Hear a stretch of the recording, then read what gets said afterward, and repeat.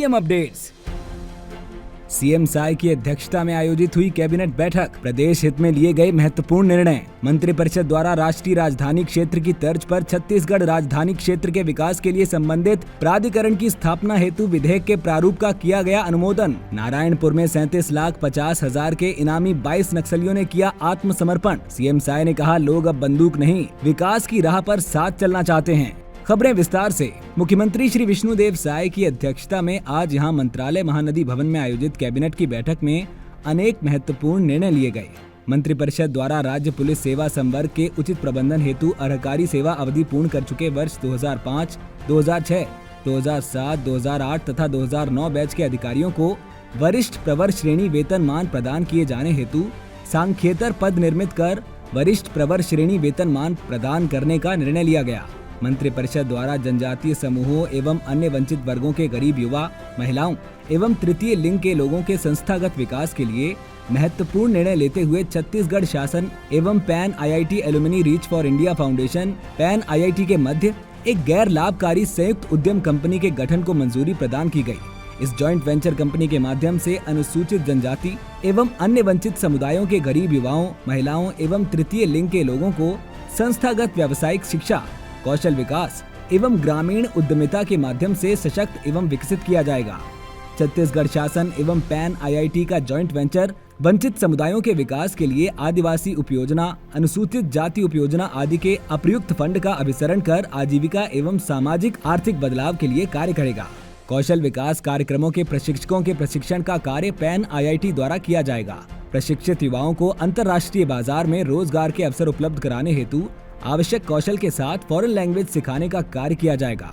Pan IIT द्वारा प्रशिक्षण देने के लिए जिला प्रशासन एवं विभागों द्वारा आवश्यक शासकीय भवनों का पहचान किया जाएगा एवं उसे जॉइंट वेंचर कंपनी को हस्तांतरित किया जाएगा। पैन आईआईटी के पूर्व छात्रों द्वारा बनाई गई सोसाइटी है, जो राज्य सरकारों के साथ गैर लाभकारी संयुक्त उपक्रम बनाकर राष्ट्र निर्माण मिशन, व्यावसायिक आजीविका शिक्षा व्यवस्था एवं ग्रामीण उद्यमिता के माध्यम से वंचित समुदायों के आय में सुधार लाने का कार्य करती है। मंत्रिपरिषद द्वारा पुराने वाहनों से होने वाली सड़क दुर्घटनाओं की रोकथाम तथा वायु प्रदूषण को नियंत्रण करने के लिए छत्तीसगढ़ मोटरयान कराधान अधिनियम 1991 में संशोधन विधेयक के प्रारूप का अनुमोदन किया गया। मंत्रिपरिषद द्वारा छत्तीसगढ़ मोटरयान नियम 1994 के नियम 55 में संशोधन का अनुमोदन किया गया, जिसके तहत वाहन स्वामी अपने पुराने वाहन के फैंसी या चॉइस नंबर को नए या किसी अन्य राज्य से लाए गए उसी श्रेणी के वाहन में उपयोग कर सकेंगे। इसके लिए आवश्यक शुल्क का भुगतान करना होगा। यदि पुराना नंबर सामान्य नंबर था तो छत्तीसगढ़ मोटरयान नियम 1994 के नियम 55(2) के अनुसार आवश्यक शुल्क भरने के बाद इसका उपयोग संभव होगा। ये सुविधा केवल नए वाहन के पंजीयन या अन्य राज्य से अनापत्ति प्रमाण पत्र लेकर आए वाहनों पर लागू होगी। पहले से राज्य में पंजीकृत वाहनों पर नहीं, शासकीय वाहनों के लिए भी ये सुविधा मिलेगी। इसके लिए उन्हें कोई शुल्क नहीं देना होगा। छत्तीसगढ़ निजी विश्वविद्यालय स्थापना एवं संचालन संशोधन विधेयक 2025 के प्रारूप का अनुमोदन किया गया।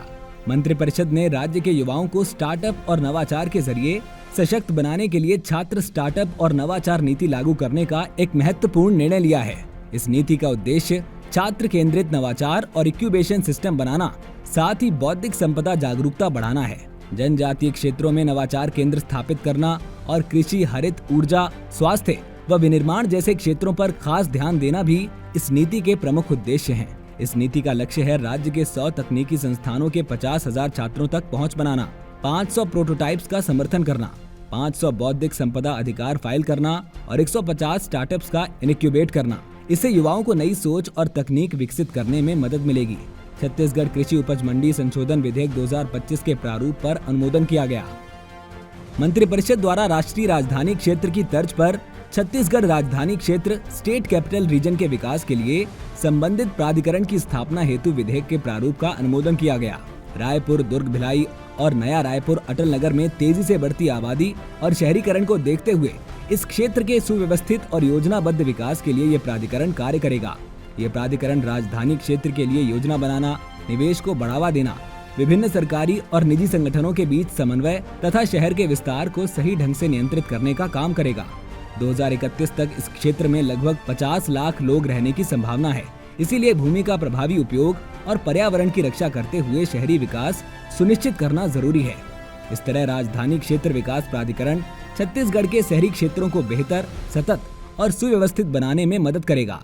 छत्तीसगढ़ माल और सेवा कर संशोधन विधेयक 2025 के प्रारूप का अनुमोदन किया गया। इससे अंतरराज्यीय लेन देन में इनपुट सेवा वितरक के नियम और अधिक प्रभावी तथा केंद्र सरकार के वित्त अधिनियम 2025 के संशोधनों के अनुरूप ये होगा।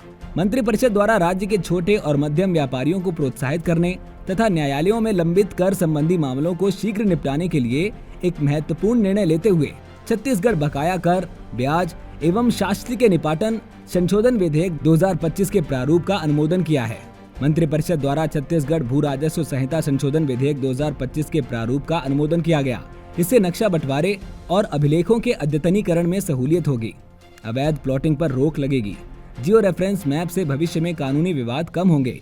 नामांतरण की प्रक्रिया आसान होगी। भूमि धारक की मृत्यु पर संयुक्त खाता धारकों और वारिसों को नामांतरण में सहूलियत होगी। भवन या भूखंड का हस्तांतरण भूमि के अनुपात में हो सकेगा। औद्योगिक नीति, आवास योजना और नगरीय विकास की प्रक्रियाएं सरल होंगी। मंत्रिपरिषद द्वारा छत्तीसगढ़ कुशाभाऊ ठाकरे पत्रकारिता एवं जनसंचार विश्वविद्यालय अधिनियम 2024 में संशोधन विधेयक के प्रारूप का अनुमोदन किया गया। नारायणपुर जिले में 37,50,000 के इनामी कुल 22 नक्सलियों ने आत्मसमर्पण किया है। इन आत्मसमर्पित नक्सलियों के ऊपर 50,000 रुपए से लेकर 8 लाख तक के इनाम घोषित थे। मुख्यमंत्री श्री विष्णुदेव साय ने सोशल मीडिया एक्स पर पोस्ट करते हुए कहा कि लोग अब बंदूक नहीं, विकास की राह पर साथ चलना चाहते हैं। हमारी सरकार में अब तक कुल 1476 माओवादी आत्मसमर्पण कर चुके हैं। मुख्यमंत्री श्री साय ने कहा कि यह हमारी सरकार की नवीन आत्मसमर्पण एवं पुनर्वास नीति 2025 तथा जन कल्याणकारी योजनाओं की सकारात्मकता का प्रमाण है। नियत नेला नार जैसी योजनाओं ने विश्वास जगाया है। लोग हिंसा छोड़कर विकास की मुख्य धारा में लौट रहे हैं। इन आत्मसमर्पित नक्सलियों के पुनरुत्थान हेतु हम पूर्णतः संकल्पित हैं। डबल इंजन की सरकार 31 मार्च 2026 तक नक्सलवाद को जड़ से समाप्त करने के लिए प्रतिबद्ध है। सीएम अपडेट्स में आज के लिए इतना ही। कल फिर मिलेंगे नई अपडेट्स के साथ। जय हिंद, जय छत्तीसगढ़।